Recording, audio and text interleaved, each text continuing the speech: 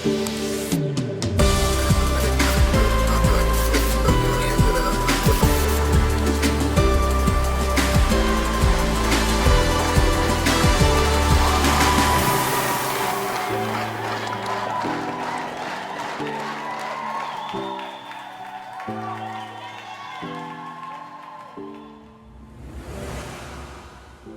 the last of our morning sessions. We are on day 5. It is Friday. I don't know about you, but I got here incredibly quickly this week. Maybe that happens when you're running such a wonderful event. Wherever you are joining from, welcome if this is your first VID21 session. An even bigger welcome to you, and welcome back to everyone who has been involved in so many of our sessions already. We are joined this lunchtime by the wonderful Rowena Milward. Rowena consults and runs capability programs for many of the world's most admired brands and companies. She's an expert in marketing and customer experience and how to operationalize growth across organizations. She's consistently proven that transformation happens fastest through people. I couldn't agree more with that, Rowena. Her ability to combine business insight and people connection ensures solutions are owned and actioned at scale. She works across all levels of organizations, helping to unravel the knots which hold businesses and people back, and then implement new capabilities they need to move forward. Fascinated with how to re-engage change fatigue organizations, Rowena developed proprietary methodology, Uncomfortable Growth, which integrates a growth mindset with resilience and a progressive methodology on how to turn challenges into new possibilities and opportunities. And I know, Rowena, from some of the conversations we've had over the years that, we've seen many organizations tie themselves in knots, and then even bigger knots. So I'm looking to see where we go with this. We've got a lovely group of people joining, so welcome everyone. And Rowena, I'll hand over to you. Thanks so much, Julia. Hi, everyone. How's everyone's Friday going? Yeah. Thumbs up. Oh, it's lovely to see your faces too. So my background, which Julia just read out for you guys, is all in, marketing, customer experience, personalization, business, etc., etc., etc. What I'm sharing with you today is not my hardcore functional expertise, but an area that I am absolutely passionate about. And it's called Uncomfortable Growth. So it is kind of uncomfortable for me to be sharing something that I'm not, don't have a degree in, don't have all this sort of stuff, but I feel it's really important. So this is what I'm working on now. I've been working in this space for the last 3 to 4 years, and it, I think, is a much bigger need than what I've been doing before, to be honest. But it's definitely murkier because of what's happening in the world. So I'm going to share with you about Uncomfortable Growth.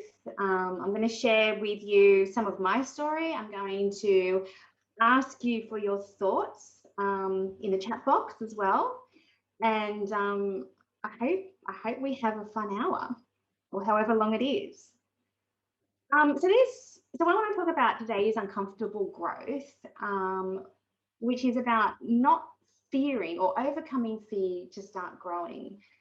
And I think this is really important because we are designed for growth, but often we get stuck, and we often then get fearful because we don't feel that we're worthy of growth. And I think that is such a stopper to realizing people's potential, but also making your life meaningful, what you think of it, not what anyone else thinks, but what you think about it.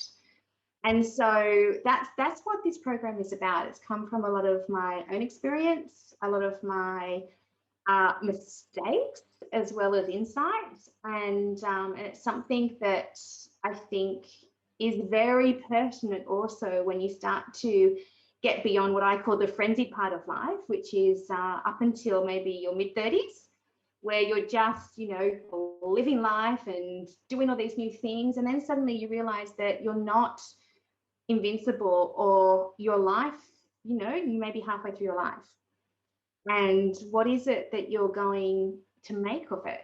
But for me, it's really about simplifying that, because I think some of those questions around purpose and stuff are so up here that they're not necessarily relatable. And so I'm really passionate about how to make something accessible to anyone. You know, all they have to do is go, I want to do that. Okay, so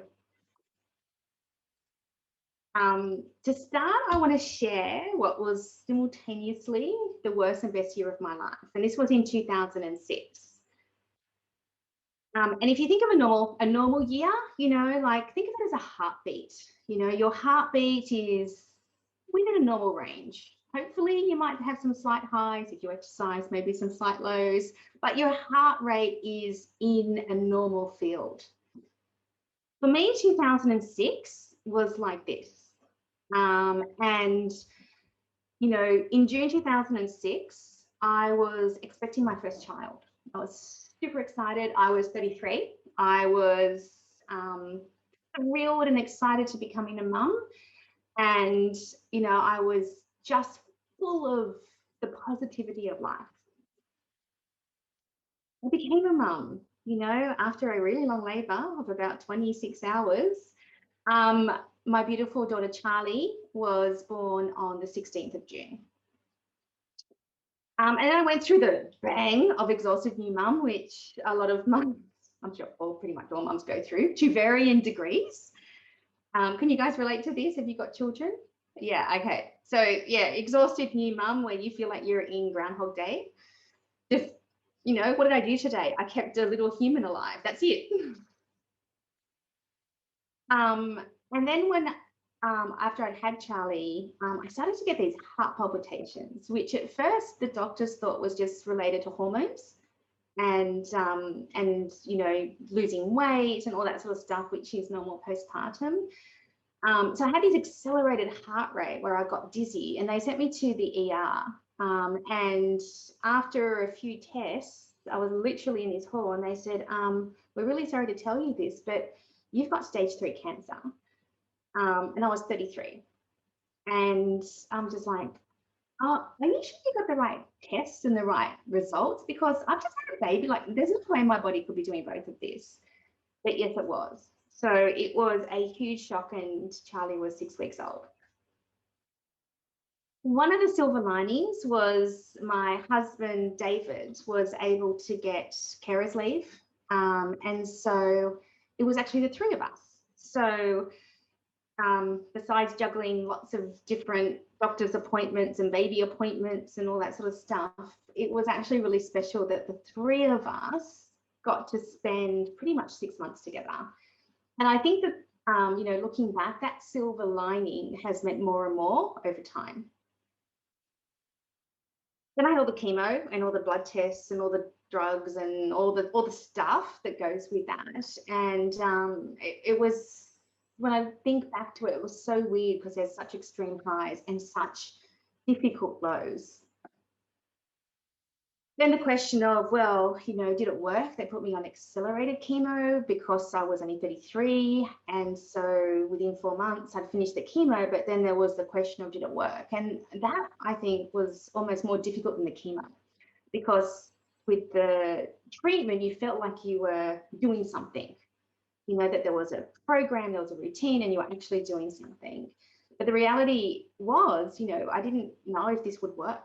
And, you know, it felt really difficult looking at this beautiful baby who has blessed our lives, but would I even be there as her mother?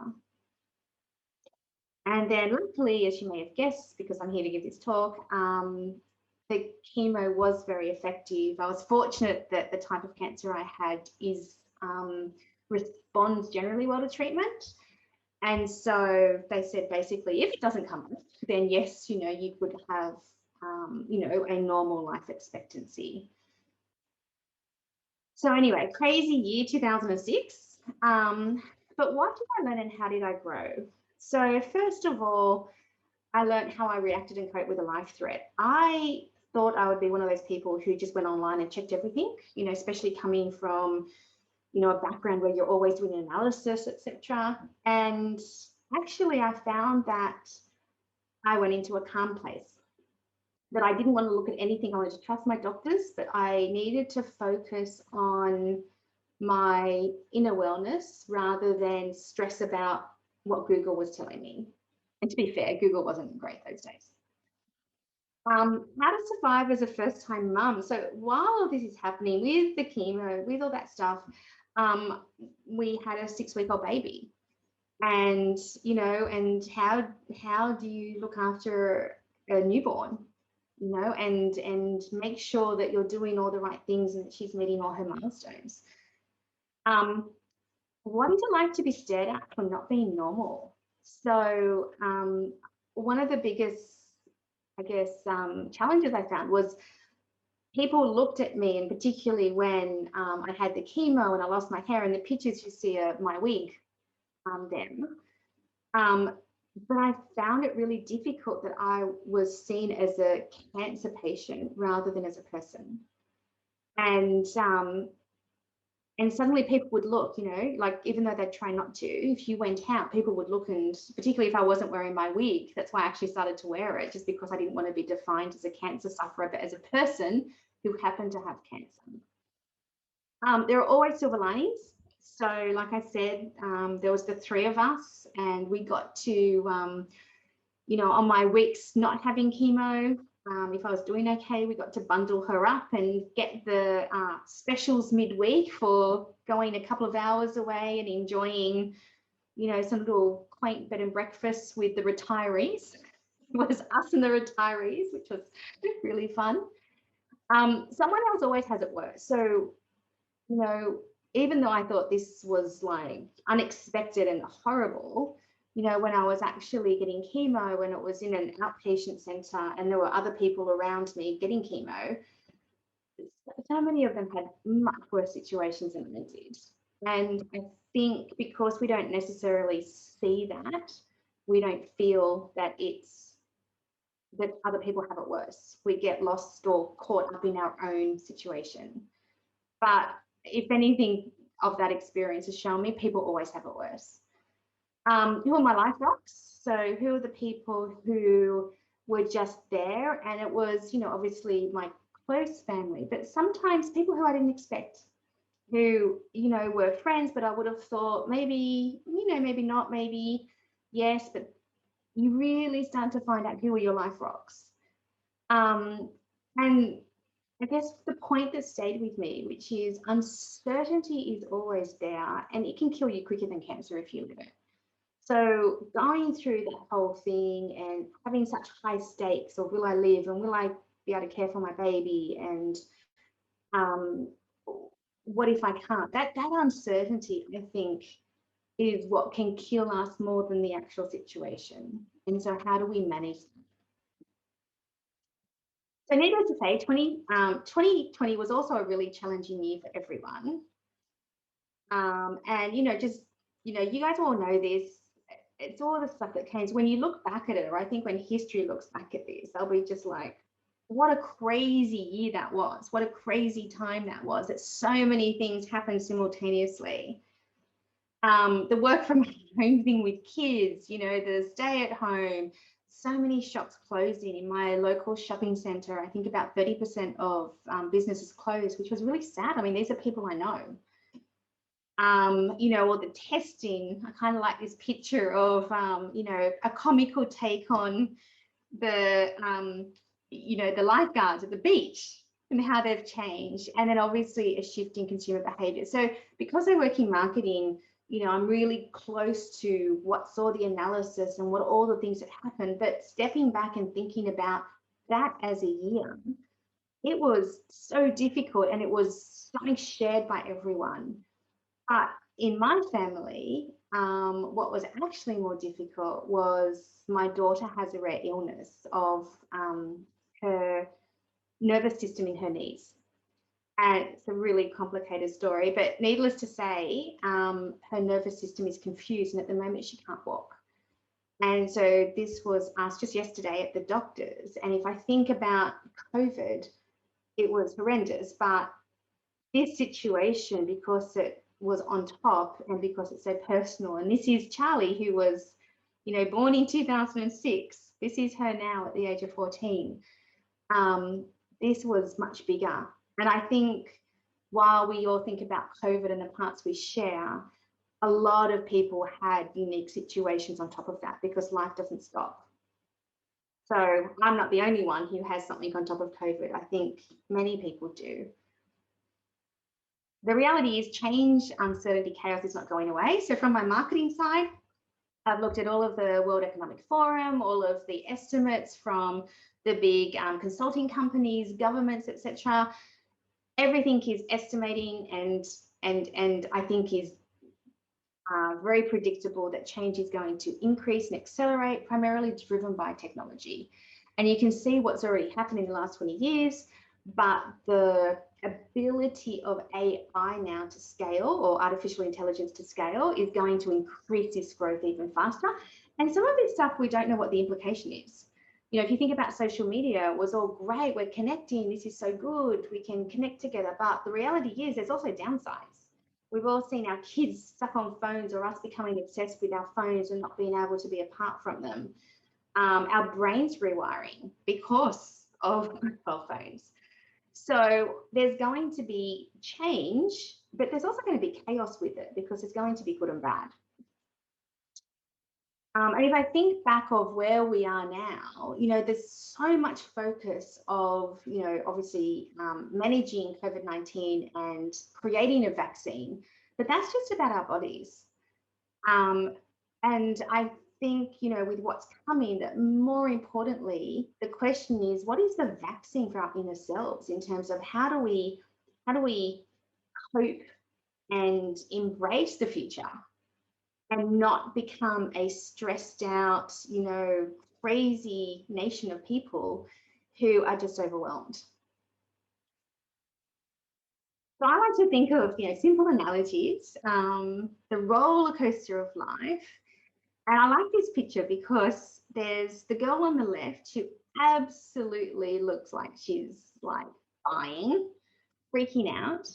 There's the girl on the right who, you know, is kind of enjoying herself, but she's holding her friend's hand and it's like, oh, I'm not sure. And then you see the guy in the back and he's like, I love this. I've got this. I'm just loving it.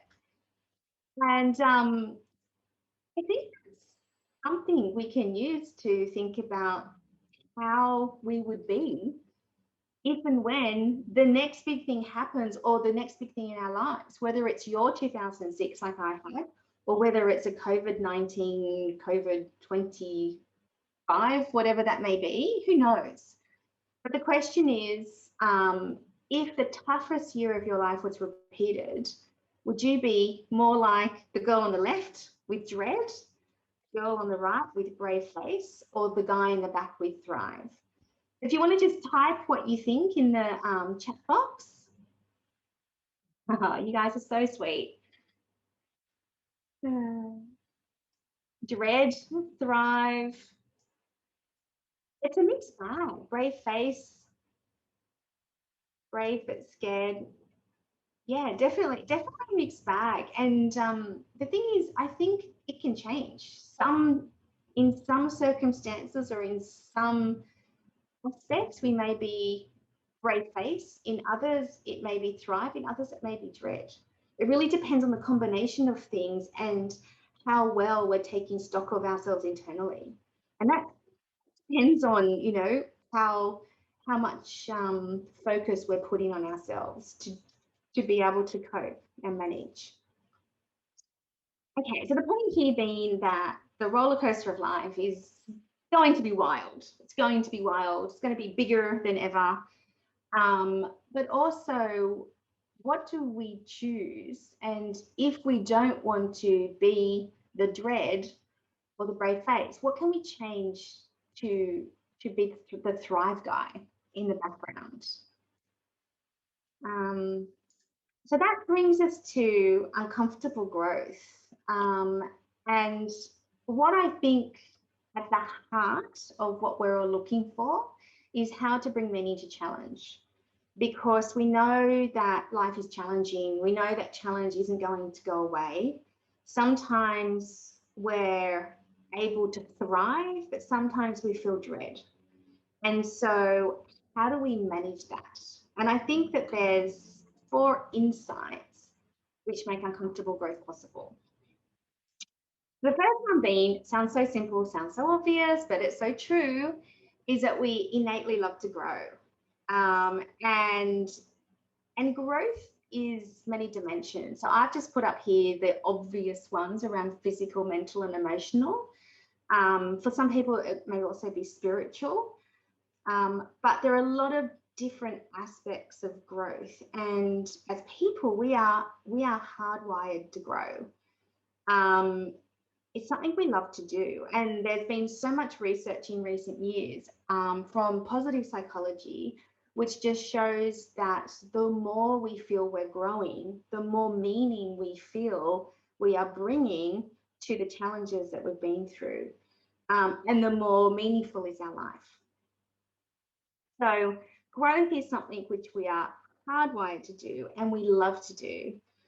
But it's not something that obviously automatically happens, maybe like a newborn baby. They're meant to sleep, but they don't. They're meant to breastfeed, but they don't. So what are some of the other aspects we need to think about to then say, okay, how do we continually be in that positive state of growth despite challenges? So the next point is that growth is a choice. And I think when we frame it like that, we can start to better think about what are the hard things, and rather being overwhelmed by them, think about what have we learned from them. And this is just, a little timeline, not dissimilar to the one I showed you about my 2006. My daughter Roxy is on the right because she does my art. Which is really, really, really good actually, because I'm really good. So she loves the art. But actually, if you look back and reflect, you can either go, that happened to me and I don't know what I'm going to do about it or how to cope. And when it happens again, you go through the same motions. Or you can actually think about it differently and say, okay, well, what did I actually learn? And what am I going to do differently a second time? How am I going to help myself or help others with choosing growth? And, this little matrix, I think, captures the different levels of growth, all the way from stuck through to comfort, through to learning, through to growth. But fundamentally, we get to choose how we absorb and take in learning, and taking experiences and what we do with it.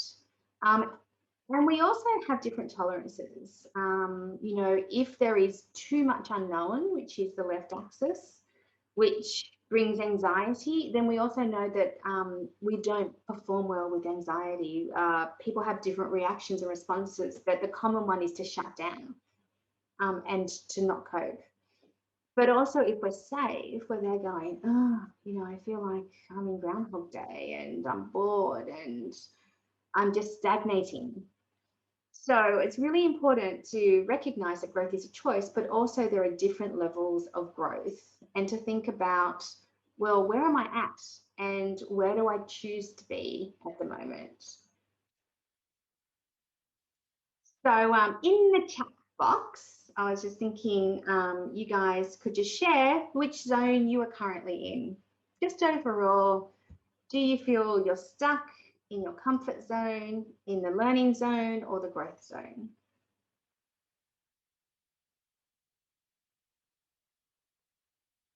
Yeah, so a mix. So there's some comfort, there's some straddling learning and growth, and there's some growth. And I think the other thing to think about here, which I just didn't put into this presentation because I didn't want to complicate it, but the different dimensions of our life, we may be at different zones. So for example, if I go back to the slide, it could be that for your career, you are in a growth zone.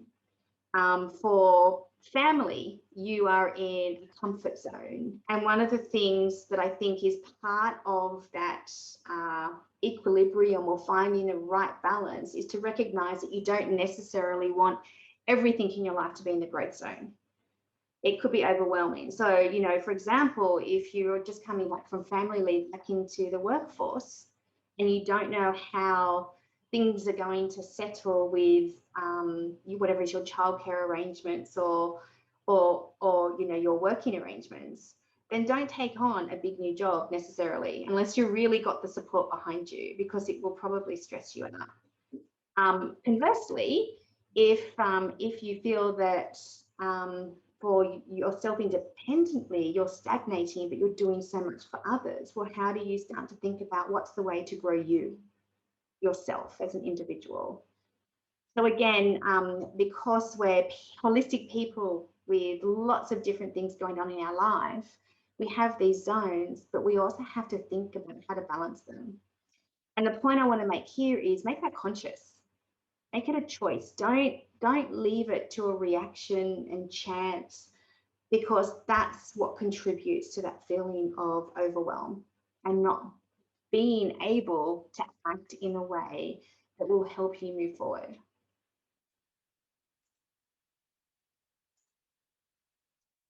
Okay, so my third point is that growth is about action. And often, you know, something that happens to you is a catalyst for growth. So, you know, for me, having a baby and cancer, as I described for you, that was a huge catalyst for growth. And that's probably a really good example where I wouldn't have chosen that level of growth from both the personal health perspective and being a new mother. That was really, that was too much. That was not healthy, but there was nothing I could do about it. But it's important to think about, okay, what happened? So what was the event that happened to me, whether it's COVID-19 or something else that's happened to you? That's experience. And experience is not something that you can just skip over. It's why, you know, as parents, we may talk to our children and say, but have you thought about this? And they won't hear us because they need to experience it themselves. So experience is not something you can just jump over. I can't go from, you know, Rowena at 48 to Rowena at 68 and take all and just get all that experience. So experience is really, really important. But the question then is, what did I learn? Because if I just went, what happened, and that was an experience, but I didn't learn anything, then I'm not actually going to be growing. I'm not actually going to be moving it forward. And that often gives you self-insight. So it can give you insight about other people, about situations, but because it's about you making choices around your growth and your responses, the most important part is self-insight. What do you believe and what do you think? And then the question is, what will I do next time? So would I do the same thing because I thought that that was the right thing? Would I do something differently because I learnt from that and I don't want to do that again? And that is the power of growth with action. Because if you go through this little circle and you think about what happened, what did I learn, what will I do next time, there can be a very different action. Sometimes the same action is right, but sometimes a different action is required. And that's all part of the growth cycle. And I always love this saying, which I'm sure you're all familiar with, but I think it's so true, that insanity is doing the same thing over and over again and expecting different results. If we don't go through that little cycle of the circles, if we actually don't reflect and think about what did I learn and what will I do next time? Am I choosing to do the same thing or am I choosing to do something different? Then we're going through that insanity cycle. And just a couple of things, like it's a friend of mine, Muken, great person. You know, she's had amazing corporate jobs. And just recently, she decided that, you know, her two daughters have just started university and she's decided that she's just going to do a trip on her own. So she's single. She's taking out the camper van. This is around the US. And the other thing I really liked is she tagged herself as choose to challenge. So this is obviously not comfortable for her, you know, like doing your own travel thing, you know, I don't think I'd be comfortable with that either, but it may be something I choose to do. But the other nice thing too is she goes, yes, or not perfection. You know, this is not Insta fabulous where she was stuck in the van because it was raining. And that's really important that we don't just think of, you know, growth as being just about positive things, because growth sounds so positive. Like I said, it's part of our DNA, but growth actually comes through the difficult times, probably more so than the positive, easy times. For myself, you know, I mainly have worked in corporate my career, and my longest job tenure was at Johnson & Johnson, where I was there for 16 years. I love the company. I started with them in Australia. I moved to the US. I was there for 4 years, moved back to Australia, moved to Singapore, did Asia Pacific roles, did global roles, love the company. So it was a really big, scary decision to then say I'm leaving. And an even bigger, scarier decision to say, okay, I'm not just taking another job, I want to do my own thing. But that has led me to such amazing growth, and then becoming part of thought leaders, which is something that Julia is part of too. If you're ever thinking about doing your own thing, check them out because they're amazing. And I feel like through those things together, I have had such accelerated growth. And not to say that I wouldn't have had some growth still in my corporate job, but it was going to be similar to what I experienced. And I just feel, looking back, so glad that I took that very, very, very scary step. Okay, so growth is about action, and it can be small things and big things. My sister has just recently restarted piano lessons. She used to take them up until the age of about 12, and she's just decided that she's going to retake piano lessons. So, you know, whether it's taking piano lessons, going to university, writing a book, traveling, getting involved with the community, doing something around sports, doing something with your kids, like coaching their soccer team, it's the small things that add up to the big things. But without action, there is not really growth. So in the chat box, name one thing you have actioned recently to grow, whether it's big or small.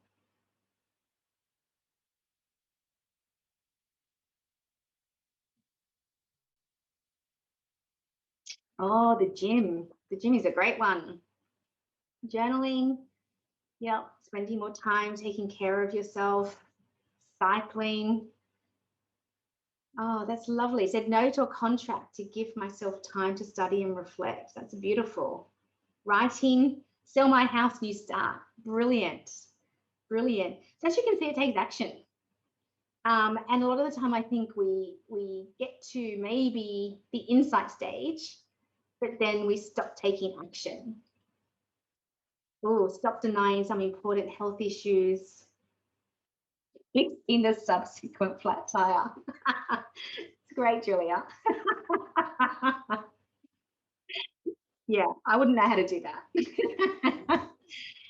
So fact number 4, growth is uncomfortable to terrifying.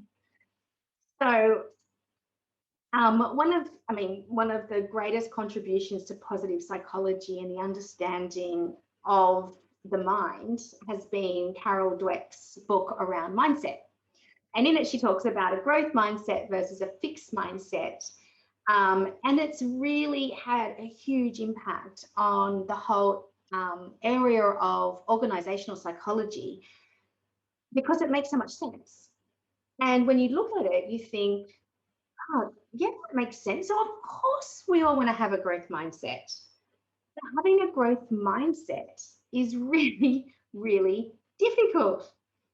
And that's because there's this thing called fear, right? So there are all these things, like, of course, when I think of, I look at these two comparisons, of course, I want an opportunity to grow, and I want challenges that help me to grow, and I want to do all of those things. I don't want to have that fixed mindset. But there's a lot of things that hold us back, and they're actually escalating in society. So on my marketing side, and working close with technology, the shifts in media.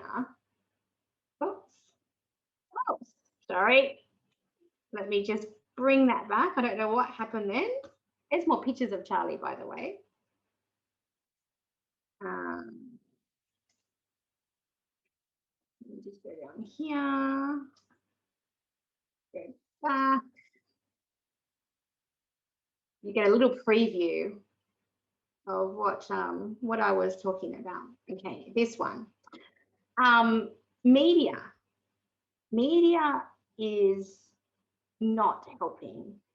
And I'm coming from a marketing expertise perspective with understanding of media and platforms and technology, and all the business opportunities.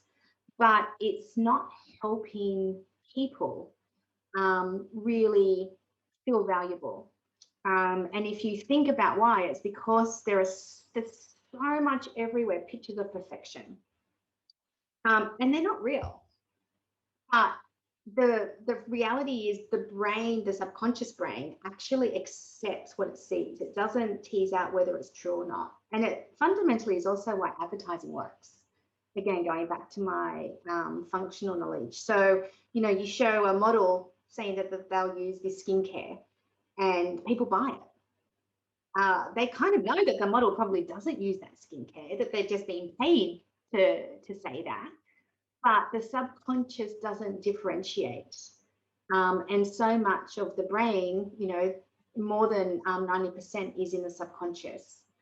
So with the amount of messages we're seeing, and they're estimating around 6,000 messages a day, it is basically heightening this need for perfection or feeling that I'm so not perfect. And I love Celeste Barber. I don't know if you guys know her or have seen some of her stuff. She's absolutely hilarious. She does all these video challenges. So I was, she does this. For example, there was one I watched the other week of Miranda Kerr, the supermodel, was talking about her morning smoothie. And so she's like, right, I'm going to replicate it. She goes to the supermarket, makes this smoothie, has to buy all these ingredients. Her $95 smoothie tastes terrible. And, it just highlights the difference between what is portrayed versus what is real. And social media has made that all pervasive, rather than just on TV. And, I see it also with my daughters, Charlie and Roxy, even with Instagram and what posts people make and how they're acting in pictures. And I talk with them a lot about it, because otherwise this is normal. Having what's that picture, a coffee in my lingerie on a French balcony, it looks like. Should I do that every morning? I don't think so. I certainly don't do it in my sexy black lingerie. So again, we need to be really mindful that there's so much happening in the media space and technology space that is actually going to make us feel smaller and make us, little things, just not take that step. So the world is not helping us to embrace growth. The world is actually giving us all these messages that, we're not good enough. So, Carol Dweck's stuff I love, and I love how she's given a name and definition to growth mindset and fixed mindset. But I think the part that's missing is what stops us. What stops us from going, of course, growth mindset looks absolutely perfect, looks great, I'm just going to do that. And I think that is about fear. And fear obviously can be dimensionalized into lots of different ways. And lots of different applications. But in a simplistic model, if if you've got a fixed mindset and you're scared, you're stuck. And this is often when we end up in victim mindset. There's nothing I can do. There's nothing I can do. I'm just stressed out and stuck. You can have a growth mindset, as in, I want to have a growth mindset, but can still feel that fear is controlling you. And this is where we become cautious and safe. It's like we don't take action. We don't do those things. We don't put our hand up for that job. We don't just sign up to something we've always wanted to do because we've gone through and thought, oh, probably won't succeed, or I really don't have time. We'll justify it away, even though you know you want a growth mindset. Down back the bottom, you can also have a fixed mindset, but also be in control of fear. And this is where we become very judgmental, or we justify why we haven't done something. You know, I'm not scared about it. I just don't think that, you know, it makes sense. I don't think it's going to be valuable. I don't think it benefits. And we justify because we have a fixed mindset, even though fear isn't holding us back. And then up the top is where we have a growth mindset, but we manage our fear. It's not that fear goes away at all, because it doesn't. And that's why it's called uncomfortable growth, because it's uncomfortable to terrifying, depending on what it is. But it's not easy. You still have to manage through that feeling of discomfort, uncertainty, being terrified. So in the chat box again, is just name one fear that may be holding back your growth. Paying my mortgage, a good one. I wouldn't make enough money to pay my mortgage. But that's a big one, because obviously family is at risk. Yep, financial stability.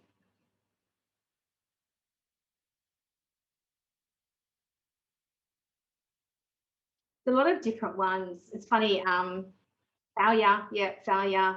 That's been looking stupid, you know, not being able to do it, letting people down.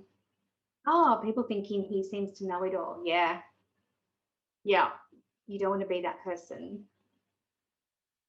Yeah, being seen as selfish. That's a huge one, like particularly when it comes time for your own growth. If you have other commitments to people around you, such as family or friends or parents or whatever that is. Yeah, you're putting yourself first, or you're giving yourself some time rather giving all of yourself to them. It's a really big one. Yeah, fear of tall poppy, huge. So many of these things that circle in our subconscious and our conscious, and it's very easy then for us to justify. So going back to this model, we may know that we want a growth mindset, and we may know that we want to control, you know, like we should just do it, but we end up justifying why we don't. And sometimes those justifications are really valid, but oftentimes they're not. And it's just that, you know, that fear of the uncertainty that keeps us often small.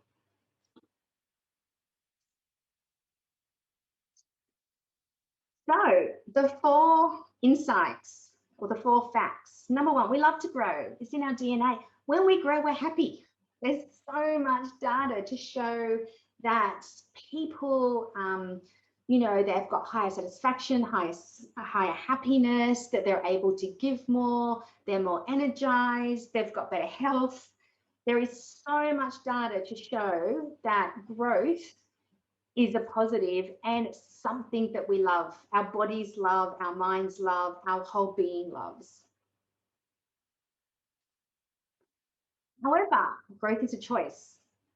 So you know, it's not about just choosing. It's about consciously being aware of what you choose when. And, you know, I don't think you can be in the high uncomfortable growth zone for every aspect of your life all the time, I think you would probably burn out and have a heart attack. But we should also listen to ourselves, you know, particularly in our guts when we're in the comfort zone, or we would really like to do something and grow more, but we're afraid. You know, so we should listen to ourselves and make that conscious choice, because that's what's going to make us happy. As we've said, in fact, number one, it's in our DNA. We love to grow. Growth mostly comes from action.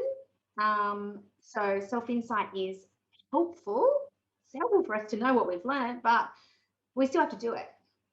So growth comes from doing it. You can get a bit of growth from self-insight, but if you actually don't turn that into action, you've missed out on most of the opportunity. And it's uncomfortable to terrifying. So the fear of the unknown is always there. Like, everyone has it, everyone. So how do we become friends with it, but still keep taking action to grow?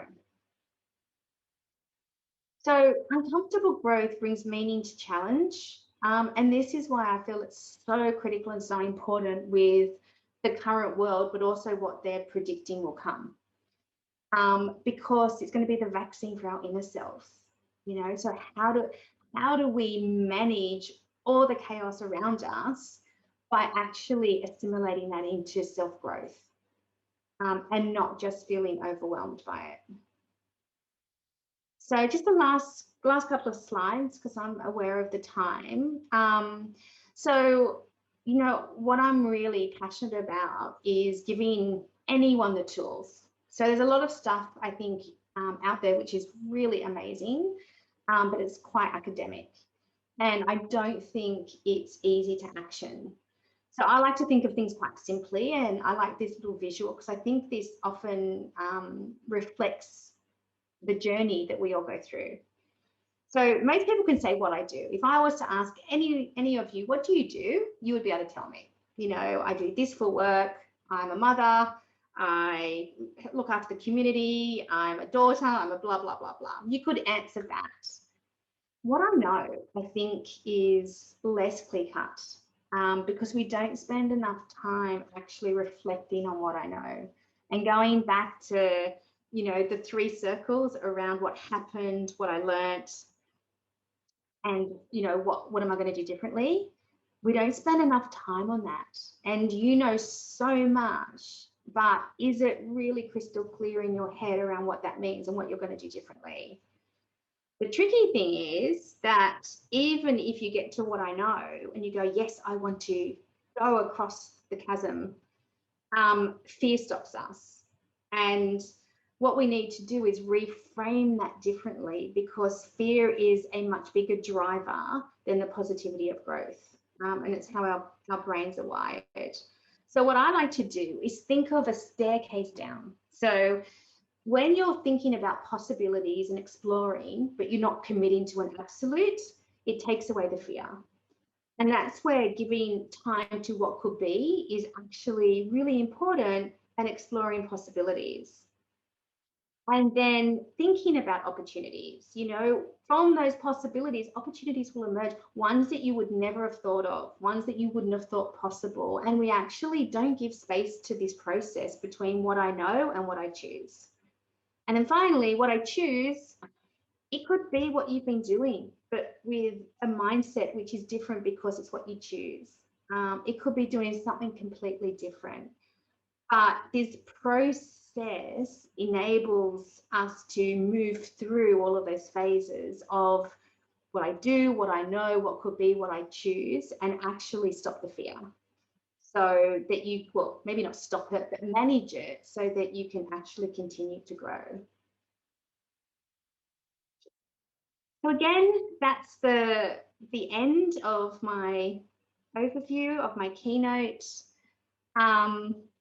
And, you know, this is something I'm really passionate about. So if you want to know more, if you want me to send you a bit more information, please just reach out to me. That's my email. And, you know, I think that this is something that the world needs, and it could make a really big difference.